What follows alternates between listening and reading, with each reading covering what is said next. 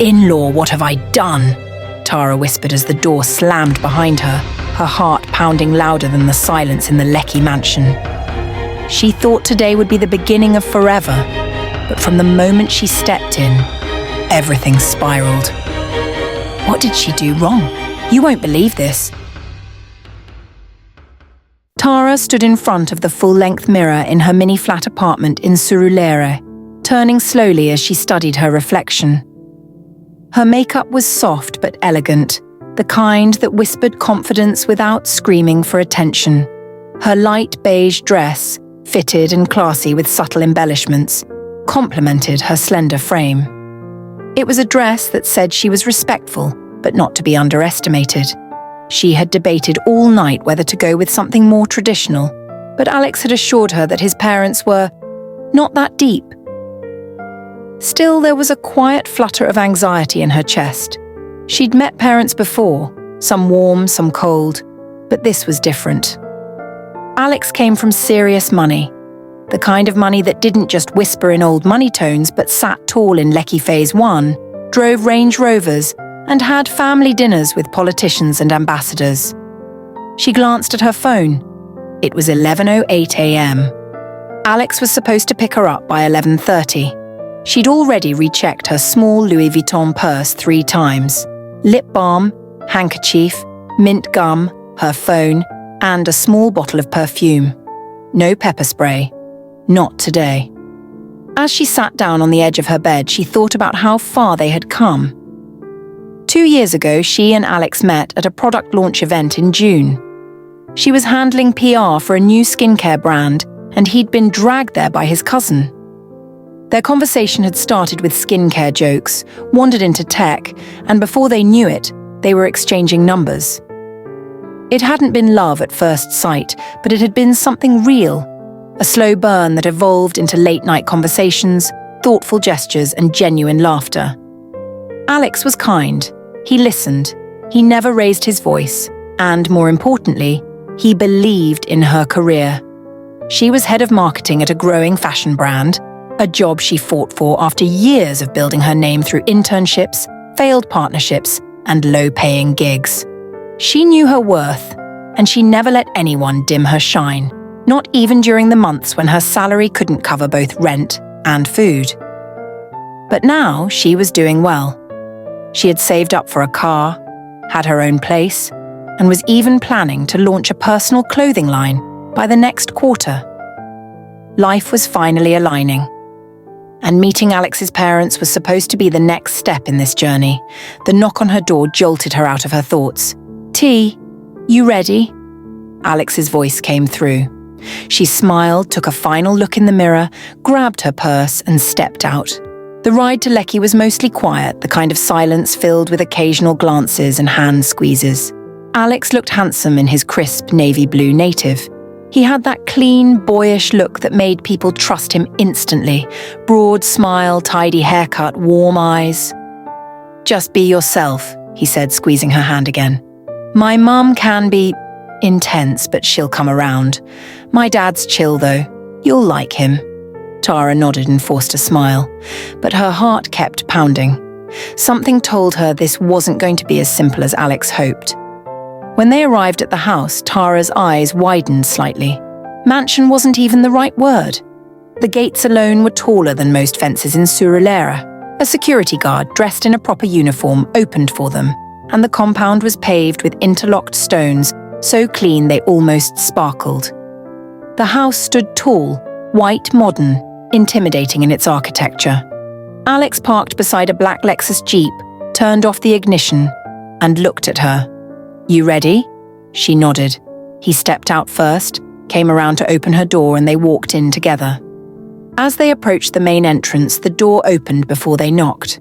A tall woman in a gold lace iro and booba stood there, eyebrows already raised. Her skin glistened with the kind of rich glow that screamed spa days and imported skincare. Her eyes locked on Tara immediately, scanning her from head to toe without a word. Alex leaned in and greeted her with a hug.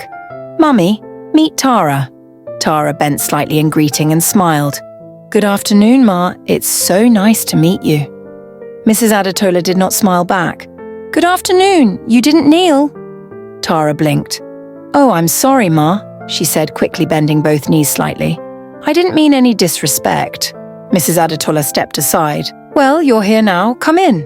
The air in the sitting room was cold, not from the AC, but from the atmosphere. Everything in the house screamed class. Marble floors, velvet drapes, golden chandeliers, a grand piano no one probably touched, and paintings that Tara suspected were original works. She took a seat on the leather sofa as Alex's father walked in, a stout man with glasses and a calm demeanour. "Ah, you must be Tara," he said warmly, extending a hand. "Nice to finally meet you." Tara smiled and shook it. "Nice to meet you too, sir." "You're welcome. I hope Alex is treating you well." "Yes, sir, he's wonderful." They talked for a few minutes, safe, polite topics. Tara began to relax, thinking maybe she could navigate this after all. But then came lunch. The dining table was long and ornate, set with polished cutlery and glistening plates. Tara sat between Alex and his cousin, who had come to visit from the UK. As they began to eat, conversation resumed. "So, what do you do again?" Mrs. Adetola asked. "I work in fashion marketing, Ma. I head the digital campaigns for a luxury brand in Lagos." The sound was judgmental. "Fashion? You mean modelling?" "No, Ma. Marketing. I manage brand partnerships, influencer strategy, and product visibility."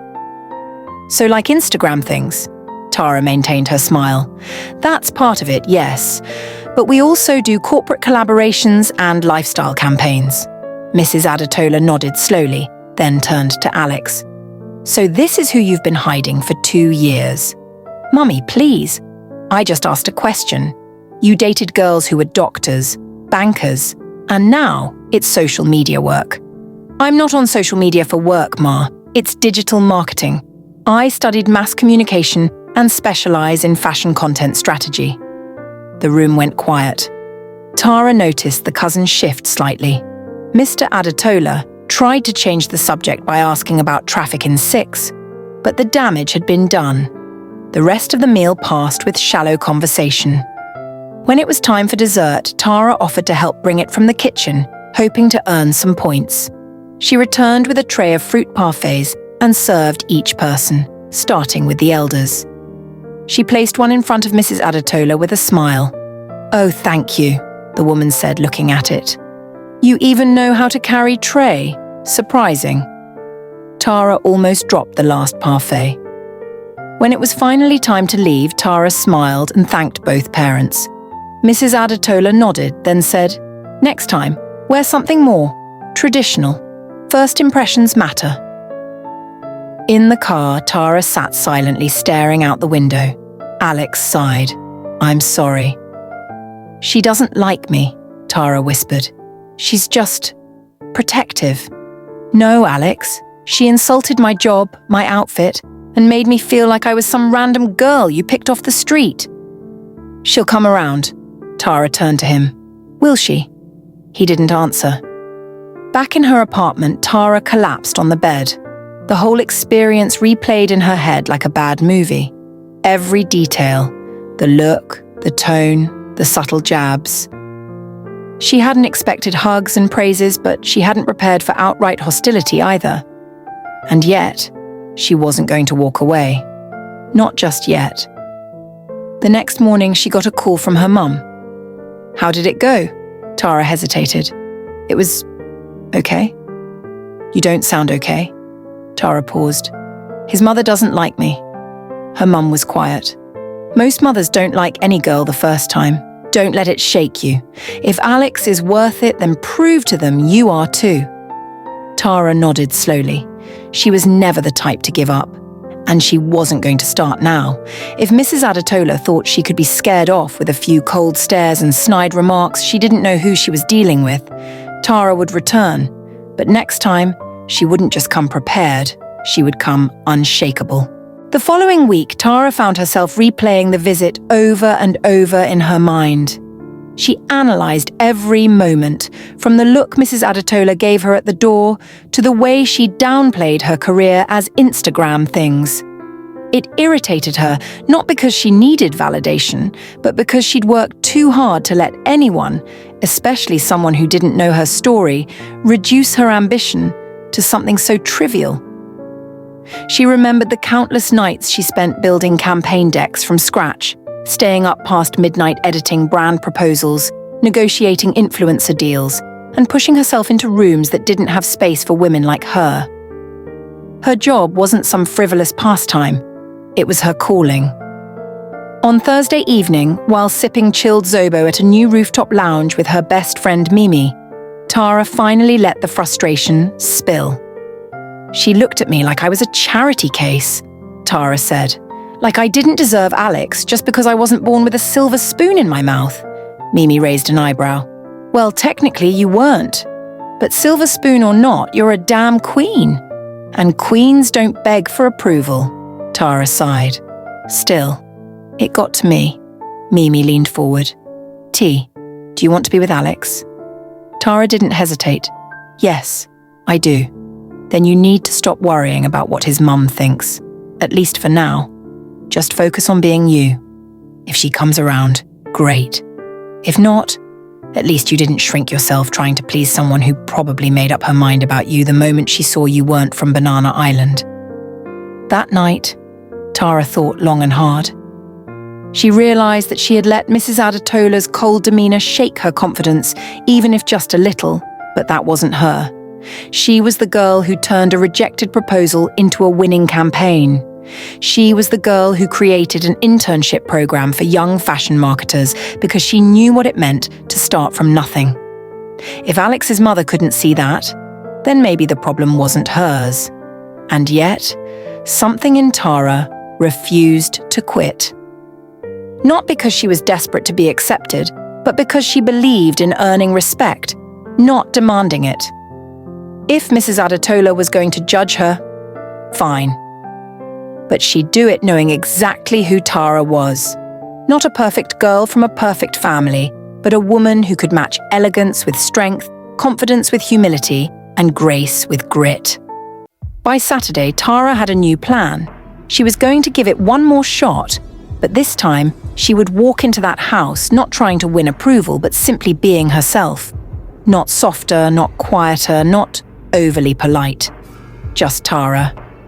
And if Mrs. Adatola still couldn't see her worth, then at least she would know she tried, on her own terms. Whatever happened next, Tara was done shrinking.